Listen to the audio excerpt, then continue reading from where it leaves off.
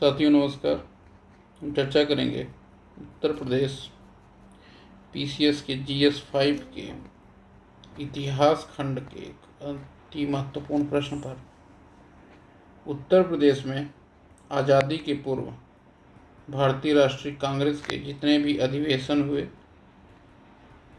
उन पर एक चर्चा करने के लिए अगर सवाल आता है तो उसका क्या आंसर हो सकता है उसे लिखा जाएगा। एक इंट्रोडक्शन आप लिखेंगे और आज़ादी के पूर्व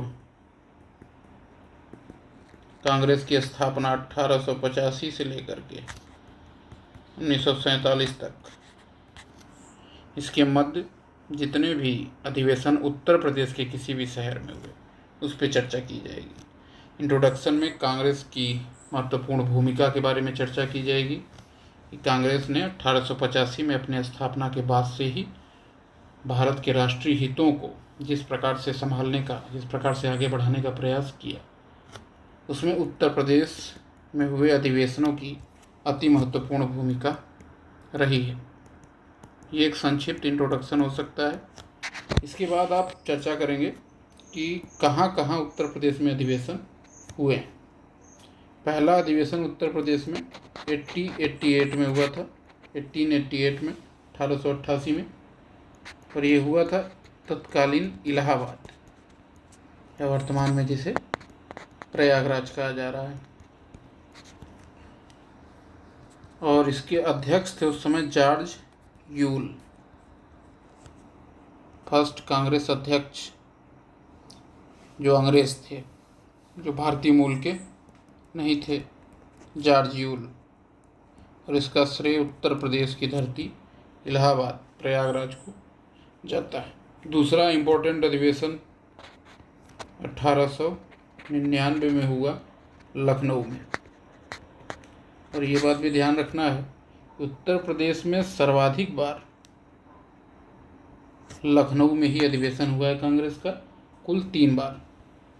1899, 1916 इम्पोर्टेंट है, 1937।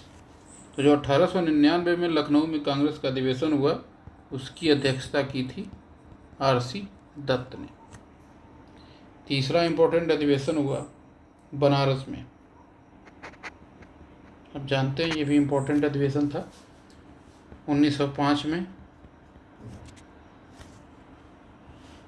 और इसकी अध्यक्षता की थी गोपाल कृष्ण गोखले ने।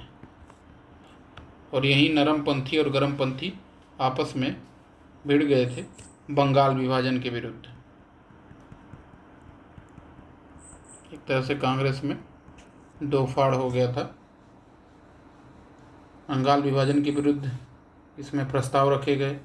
नरमपंथी कुछ और चाहते थे, गर्मपंथी और कुछ और चाहते थे। उनकी विचारधारा नरम गरम थी, नाम के अनुरूप ही, इसलिए इसमें व्यवधान आया कांग्रेस में कुछ समय के लिए। इसको आप उल्लेखित करेंगे। चौथा महत्वपूर्ण अधिवेशन 1910 में हुआ था इलाहाबाद में। ये भी एक विदेशी की अध्यक्षता में हुआ, सर विलियम वेडरबर्न।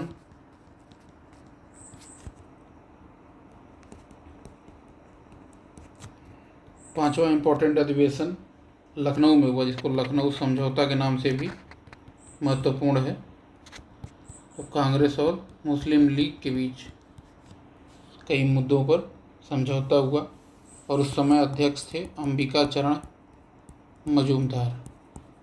अब इसके क्या इम्पैक्ट हुए, प्रभाव हुए, वो अलग चर्चा का विषय है। अगर हमारे पास 125 वर्ड्स में आंसर लिखने के आता तो हम संक्षिप्त में चर्चा करेंगे हर अधिवेशन के बारे में और उनके अध्यक्ष खास करके, और एक इम्पोर्टेंट बात उसकी।